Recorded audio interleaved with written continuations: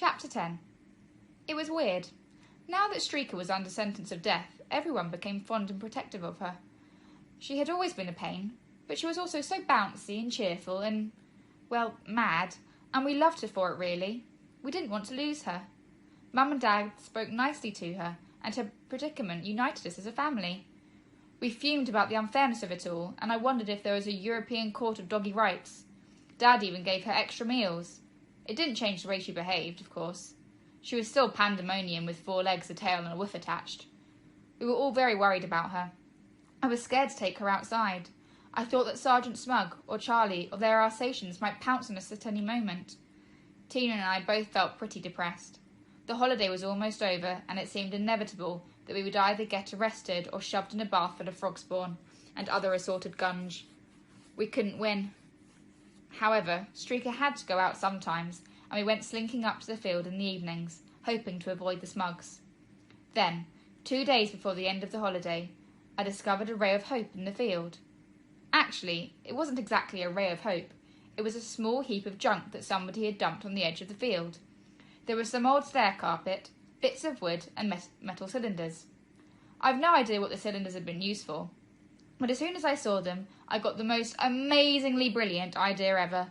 I grabbed Tina by the shoulders and stopped her. "It's okay," I shouted. "We shall never have to walk Streaker again." "Has it got anything to do with mobile phones?" asked Tina. She has so little faith in me. "No," I said, seizing a couple of metal rollers. "We're going to build a dog exercising machine." "A what?" "A dog exercising machine. For exercising the dog." "Yes, I know what a dog exercising machine is, Trevor. How do you plan to make one out of stair carpet?" "First of all, you have to say, 'You're clever, Trevor.'" "You're very clever, Trevor. You're the most clever Trevor ever." "I know. Listen, we put these metal rollers at each end of these wooden planks. The planks will hold the rollers in place. We loop the stair carpet round the rollers. We make the stair carpet move round and round. We put Streaker on the carpet, and it makes her walk. And we don't even have to leave the house." I have to admit that there are times when I astonish myself. I'm not big-headed or anything. At least, I don't think I am. But the more I considered this idea of mine, the more I realised that it was mega fantastic. Not only would Streaker get exercised, it would all take place indoors, where the Smugs couldn't get her and where she was safe. There was no dog food involved, no mobile phones. Even my parents would be impressed, possibly, although I decided I wouldn't tell them right away. Have you ever noticed how your brain plays tricks on you? I mean, you'd think that by this time I would have known that none of our ideas had worked the way we'd expected, and we had spent most of our time at the local police station as a result. Tina didn't exactly look overwhelmed. There was obviously a snag as far as she was concerned. "How do we make the carpet go round?" she asked. I grinned and felt all warm inside.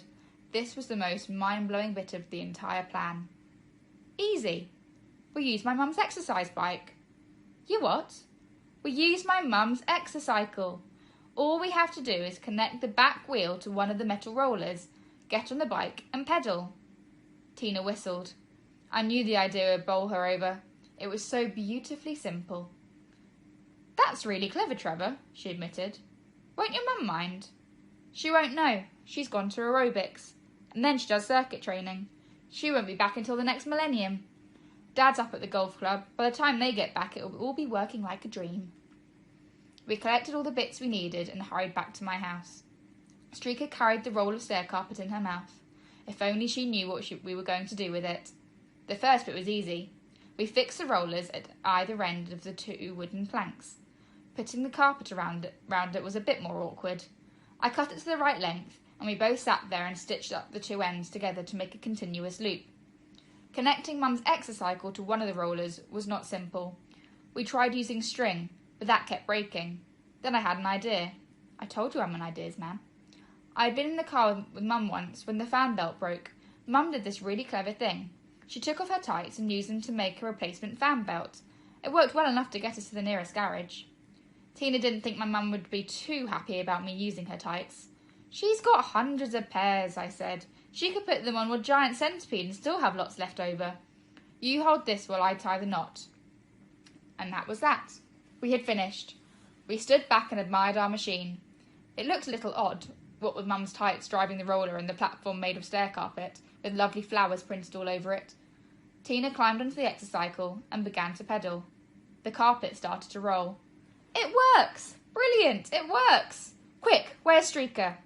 The unsuspecting dog was fast asleep in an armchair. That was pretty astonishing too. She must have worn herself out in the field. I pounced on Streaker, carried her through to the dog exercising machine, and put her on the roller track. She jumped off. I grabbed her and put her back on. She jumped off again. It's no good. She won't stay there. Look, you get the track rolling, and I'll put her on when you've got up some speed. She'll soon get the idea. Tina began pedalling, and shortly the rollers were whirling and the stair carpet was clattering round and round. I hovered over the track, holding Streaker, waiting for the right moment. A bit faster, I yelled. Tina crouched over the handlebars and began to pedal as if she was in a Tour de France time trial. The carpet became a brown blur as it trundled round faster and faster. The moment had come.